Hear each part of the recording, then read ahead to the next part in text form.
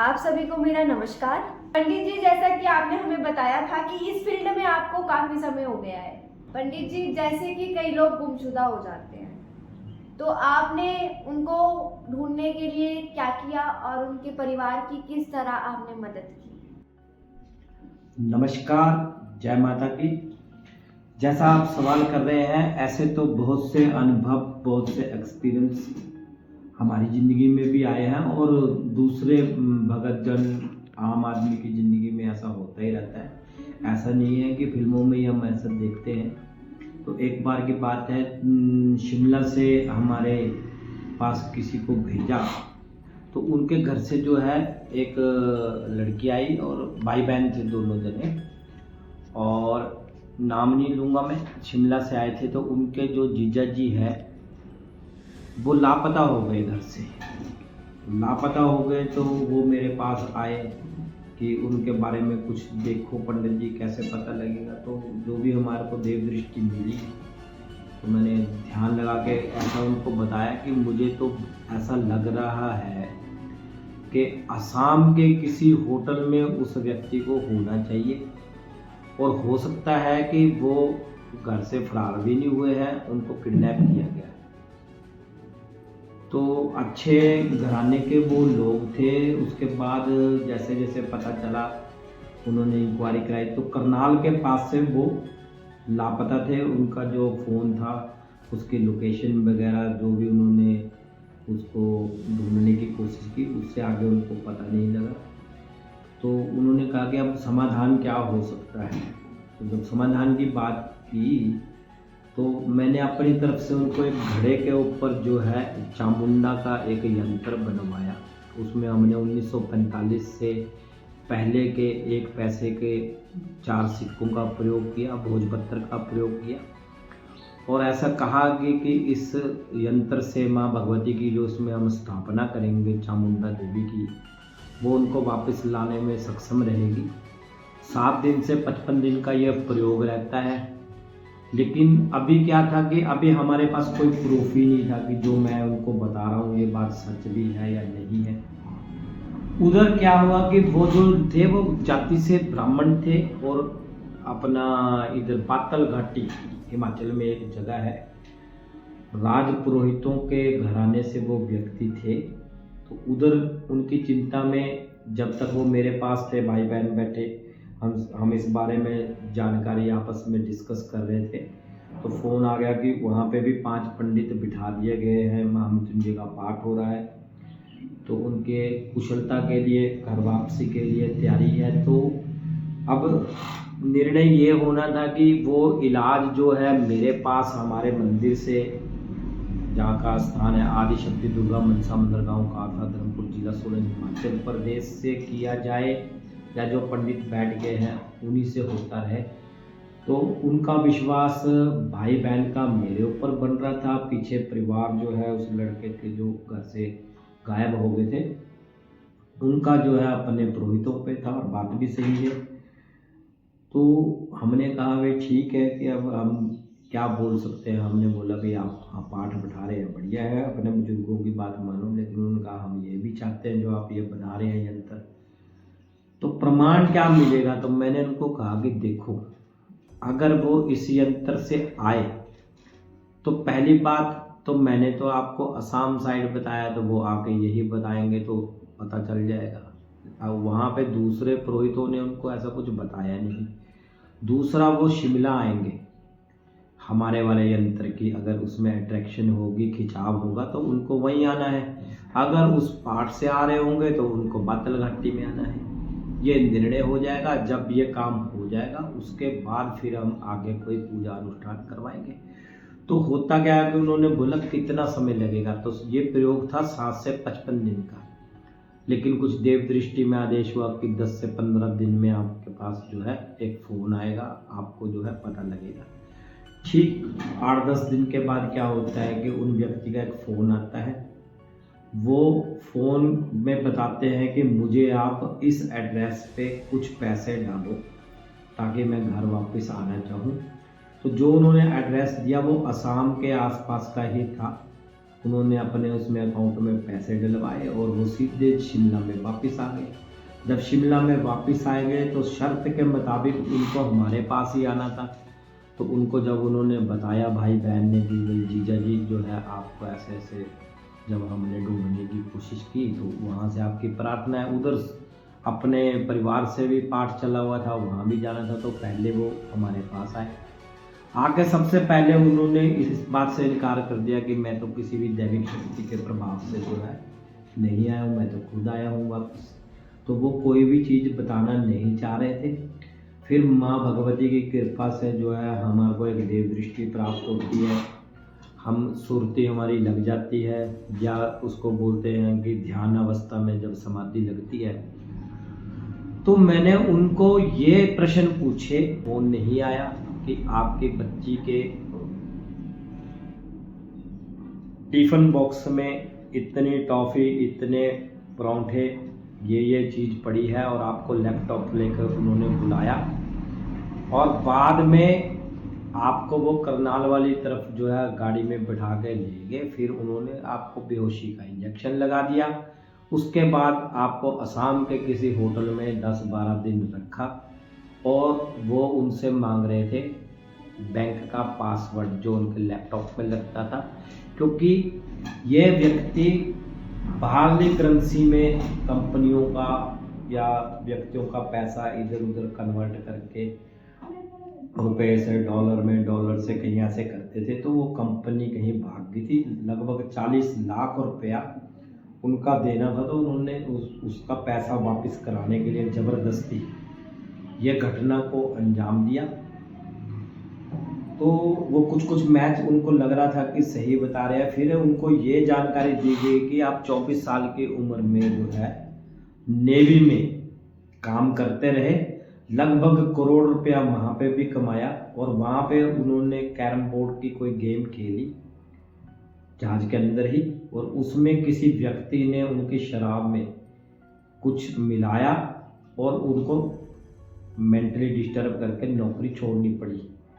ये घटना मैच होने के बाद भी कुछ उस व्यक्ति को लगा कि बता तो सही रहे हैं, लेकिन वो मानने को तैयार नहीं कि मैं तो मानता ही नहीं हूँ देवी देवता को। फिर उनके इस कॉलर में मेरी देव दृष्टि से पता लगा कि एक हनुमान जी का जंतर है। उसको जब खुलवाया गया उसमें संकट मोचन शिमला हनुमान जी का एक जंतर निकला। फिर उनको ये भी बताया गया कि आपके घर में कम से कम 50-60 भभूति की जो है पूड़ियाँ पड़ी हुई है, आप इतना ज़्यादा भगवान पर विश्वास करते हैं। और 250, 300, 1-1 रुपये, 2-2 रुपये के सिक्के जो सुखना है बांधा रखते हैं हम, वो भी आपके शिमला वाले स्थान पर पड़ा होना चाहिए। और आपने किसी का 40 लाख रुपया देना है।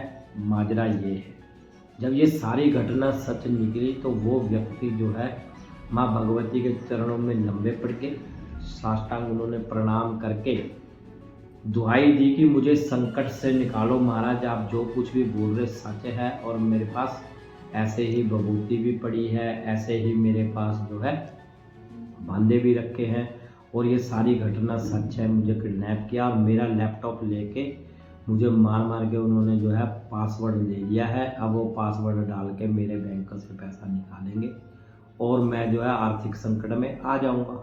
तो कुदरती एनर्जी की जो बात आप पूछ रहे हैं, माँ भगवती की ऐसी एनर्जी होती है कि उनसे पासवर्ड डाला गलत और वो ब्लॉक हो गया, तो वो पैसा तो निकाल ही नहीं पाए, एक चीज।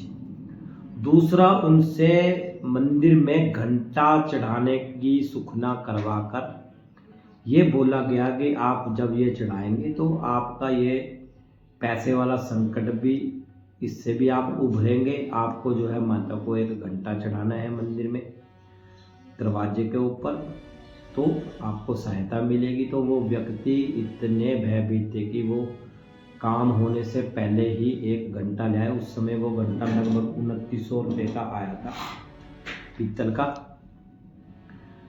तो हमने उनसे पूछा कि आप इतनी जल्दी लाए, तो उन्होंने बोला कि जब होना ही घंटा चढ़ाने से, तो मैंने सोचा मुझे तो संकट भारी है, चढ़ा दिया जाए। तो हमने उनसे वचन लिया कि माँ भगवती कुछ सहायता करे, आपकी जो है कर्म आपके आपका साथ दे, तो आप उनका वो 40 लाख ईमानदारी से चुकता कर दें, आपको वो टाइम भी दे दें, ऐसा कुछ हो जाए। तो उन्होंने बोला मैं चुकता कर दूंगा। और उन व्यक्ति ने ऐसी घटना घटी, 6 महीने में वो पैसा उनका चुकता कर दिया, वो संकट से बाहर आ गए। तो उनकी आस्था बढ़ गई। तो एक बार जो है, जो कहानी शुरू कहाँ होती है, वो उसके बाद आस्था से जब आए तो उनके साथ चर्चा चल रही थी माँ भगवती की। वे पिछले संकटों से उबर गए, पंडित जी को हमारे को उन्होंने दक्षिणा माली, बड़ा अच्छा दिया।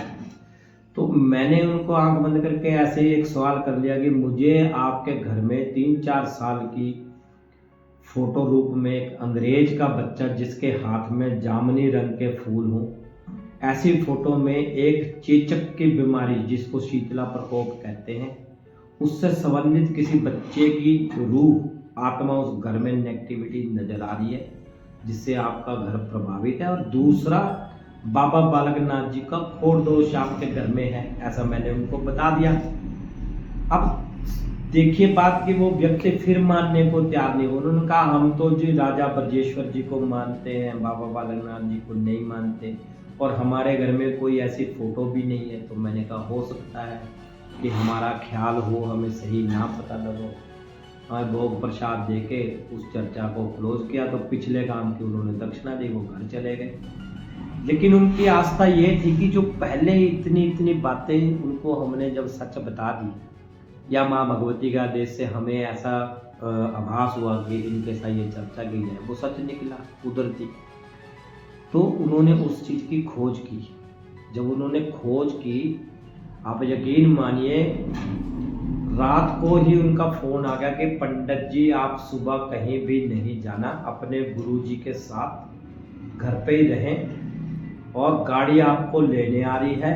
जो आपने फोटो मुझे बताई थी वो उनके पिताजी के संदूक में फोटो मिल गई, और चेचक से संबंधित जो बच्चे के बारे में बात हुई थी वो घटना भी मैच होती नजर आ रही है।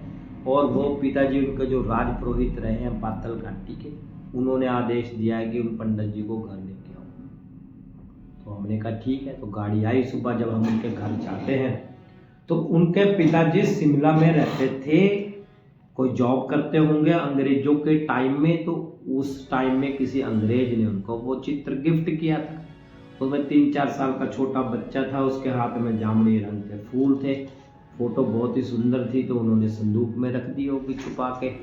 घटना क्या है कि उनके चाची की एक बेटी छोटी सी होगी, 3-4 साल की, तो वो बेटी को चेचक हो गया, यानी कि शीतला माता का प्रकोप हुआ, उनके दाने फलाक निकले होंगे, उसकी डेथ होगी।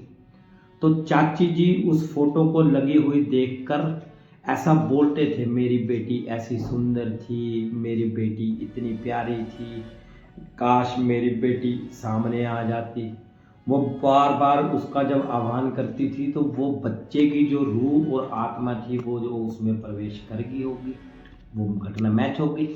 तो पिताजी उनके पुरोहित थे, थोड़े जानकार थे, उनको भी ऐसा लगा कि ऐसा ना हो इसमें कोई अटैचमेंट बन जाए, उन्होंने उसको संदूक में छुपा दिया। लेकिन जब वो निकली, दोनों घटना मैच होगी। चेचक से वो लड़की मरी थी। अब उस व्यक्ति से क्या है, वो तो अभी इस समय 27-28-30 साल के व्यक्ति हैं, वो लड़की उस समय छोटी, तो वो उनको जो है भैया भैया बोलकर उनके पीछे पीछे रहती थी। आपसी प्रेम था, तो वो उनको चॉकलेट देते थे, प्यार करते थे। तो कुछ घटनाक्रम गति मुक्ति का उनके साथ इस घटना का जुड़ रहा था। तो हमने वैसे ही मासूम दोस्त का जो है, वो ब्राह्मण लोग भी थे, उनके छोटे भाई के साथ बैठकर अच्छे से अपने गुरु जी के साथ हवन अनुष्ठान वगैरह किया। सारा कुछ हो गया। जब हम चलने लगते हैं, वहाँ से विदाई की बात आई, परिवार बड़ा खुश था पहले के कार्यों से भी।